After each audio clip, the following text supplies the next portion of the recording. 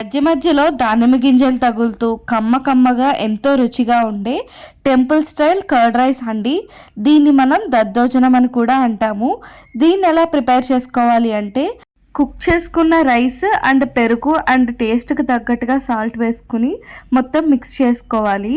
And curd rice consistency వచ్చేలాగా మిల్క్ని add చేసుకుని మొత్తం మిక్స్ చేసుకోవాలి అండి. నెక్స్ట్ తాలింపు పెట్టుకోవాలి. స్టవ్ ఆన్ చేసుకుని బాండీ పెట్టుకుని ఆయిల్ వేసుకుని అల్లం పచ్చిమిర్చి చిన్న ముక్కలుగా వేసుకుని ఫ్రై చేసుకోవాలి. నెక్స్ట్ అందులో మినపప్పు, పచ్చిశనగపప్పు, ఆవాలు, జీలకర్ర కూడా వేసుకుని ఫ్రై చేసుకోవాలి.